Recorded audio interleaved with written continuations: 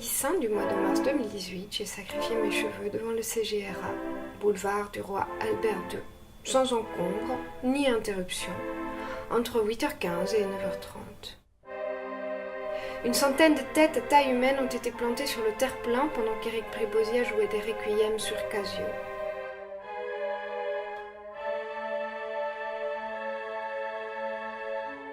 Lorsque j'exerçais encore ma fonction de psychiatre d'enfants et d'adolescents, jeunes adultes, mères et femmes compris, ce même CGRA m'avait presque fait vomir. Nous avions reçu la réponse du renvoi du dossier d'une jeune fille tout abîmée par les hommes et l'histoire de son pays.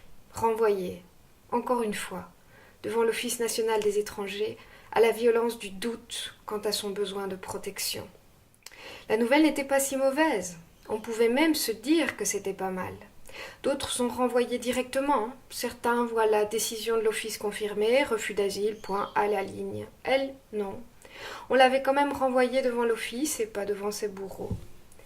Elle avait puisé dans ses dernières ressources pour rester lucide ce jour-là, debout, devant le juge, au milieu de ses fantômes. J'étais là avec elle, pensant bêtement que mon diplôme de psychiatre attesterait de son besoin urgent de stabilité et de protection. Elle savait que se jouait une carte importante de sa vie. Cela faisait plus de 4 ans qu'elle était dans les procédures. Elle avait passé son anniversaire de majorité civile au Petit Château. En cadeau, elle avait reçu un lit dans une chambre commune pour femmes adultes. Elle se trompait d'escalier, allait directement encore dans la section MENA. Lisée, mineure, non accompagnée, elle n'avait pas compris. Et puis sa tête résonnait sans cesse du bruit des hommes autour d'elle. L'acte de naissance, enfin arrivé après des mois de lutte pour l'avoir, avait une faute d'orthographe. Ça n'a plus qu'à elle de le recevoir. Elle a vite déchanté quand l'office lui a dit qu'il était faux, à cause de cette petite faute de français. Il refusait de la reconnaître comme étant la fille de son père. Il déniait son origine durement vécue. Mensonge, disait-il, et elle s'était décomposée. Parce que dans son pays, au moment où elle était née, il n'y avait pas d'administration digne de ce nom. Puis son origine, née du mauvais côté de la barrière humaine. Son père avait été génocidaire. Les autres l'avaient appris quand elle avait 16 ans, elle aussi.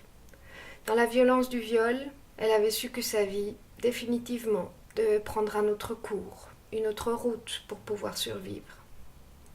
Sa grand-mère l'avait mise dans un avion pour Bruxelles. Seule, perdue, encore aux prises avec la violence subie, mais saine et sauve, pensait sans doute la grand-mère. La Belgique, elle, ne pouvait pas le reconnaître, ce besoin de protection. Car il y avait la faute d'orthographe sur l'extrait de naissance et ses incohérences de date. Née dans les camps du Congo en 94, déclarée 4 ans plus tard dans sa bourgade d'origine, pour l'office ça le fait pas. Et puis les bureaucrates te disent et pensent qu'ils connaissent bien, eux, la situation sur place. Ils ont vu le goudron à Kigali, ils croient que tout va bien. Ils ne savent pas que la haine se cache partout, que l'histoire ne se clôture pas comme ça, simplement sur une réconciliation. Qui d'ailleurs pourrait se réconcilier avec son voisin si ce dernier avait tué toute votre famille à la machette pour la jeter dans le Nyabarongo, ou plus près de chez nous, dans le canal de Bruxelles. Mais elle ne savait même pas ce qu'elle représentait, jusqu'à ce qu'elle soit séquestrée et violée par vengeance. Responsable à 16 ans des agissements d'un père qu'elle n'a jamais connu. Et que la Belgique ne lui reconnaît même pas comme sien. Refus du droit d'asile, et encore une dernière fois, expulsion. La pauvre s'accrochait à l'école comme à une bouée de sauvetage, sans être aucunement disponible pour les apprentissages, comme on dit.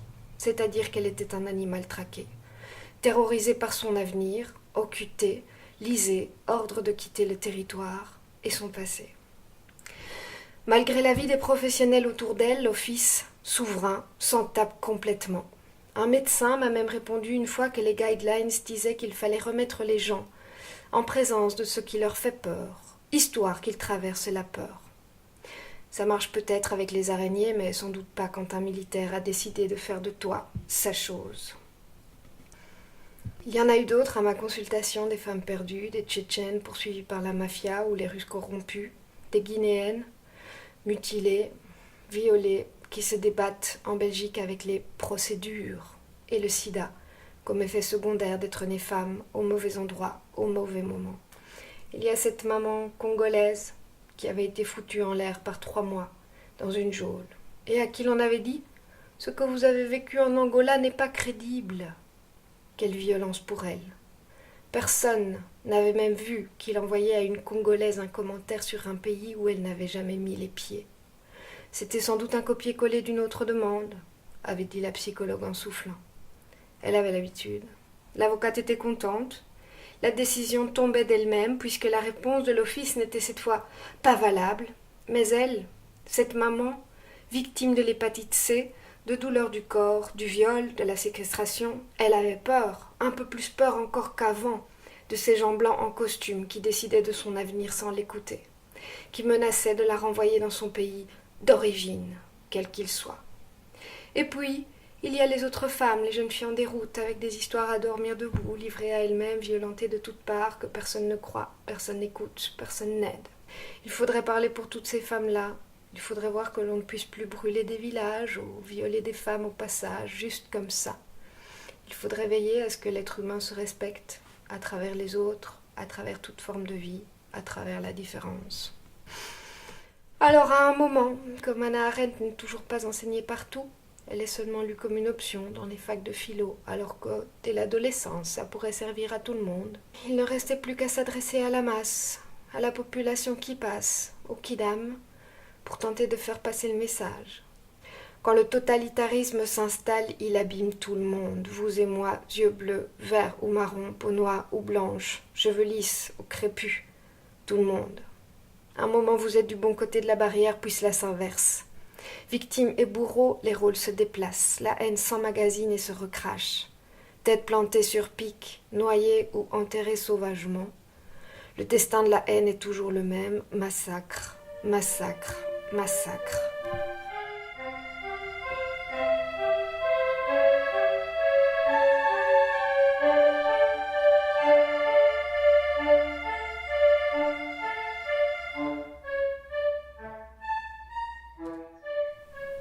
Du coup, l'action peut-être pouvait rétablir une certaine vérité. Utopie quand tu nous tiens. Rien n'a changé bien sûr. Les femmes continueront à être violées, les vengeances n'agonisent pas, et l'être humain se comporte comme une marmite, brûlant l'autre au besoin.